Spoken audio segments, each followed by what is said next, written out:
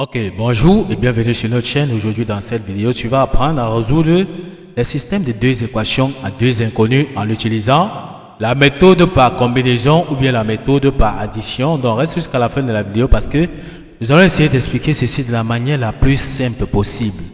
Donc exercice, résoudre les systèmes d'équations suivants par la méthode de combinaison ou bien par addition. Nous avons le système d'équation A qui a été résolu dans la première vidéo. Dans cette vidéo, on va résoudre le système d'équation B qui est x plus 3y égale à 1 moins 2x plus 5y égale à 9.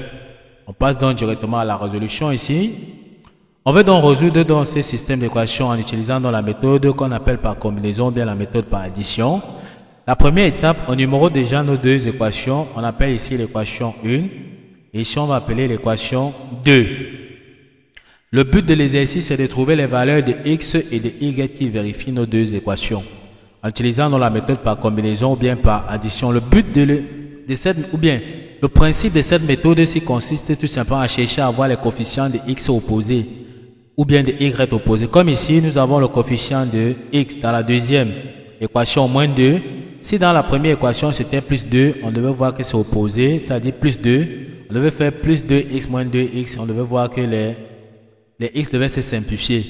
La même chose pour les y. Si en bas, comme nous avons ici en haut plus 3, si en bas c'était moins 3, on devait additionner plus 3y moins 3y, ça devait s'annuler. Donc c'est ça le principe, chercher à avoir les coefficients de x ou bien de y opposés. Comment donc faire pour avoir le coefficient de x ici qui est plus 2 pour que ça soit opposé de manière que si on les additionne, les x se simplifient. On constate qu'on doit multiplier l'équation 1, toute l'équation 1 ici par 2. On multiplie toute l'équation par 2. En multipliant, on aura 2x. On aura ici 2 multiplié par x, ça fait 2x. Ensuite, 2 multiplié par plus 3y, ça nous donne plus 6y. Égale 2 multiplié par 1, ça nous donne 2.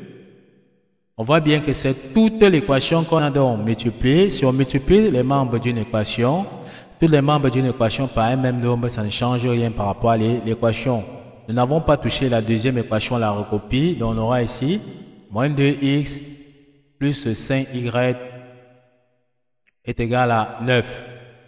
On constate, comme nous avons dit, les coefficients de x sont bien opposés. On voit bien que si on les additionne, les deux vont se simplifier. Donc si on fait plus 2x moins 2x, ça nous donne tout simplement donc 0. Donc ici, on comprend bien que les x se sont annulés comme prévu. On aura ici plus 6y plus 5y, ça nous donne 11y. Donc ici, on aura 11y. Et si on fait également plus 2 plus 9, ça nous donne tout simplement 11. Ceci nous permet de dire que ça, on aura 11y est égal à 11. Donc y est égal à 11 sur 11. 11 sur 11, c'est tout simplement donc 1. Donc y est égal à 1.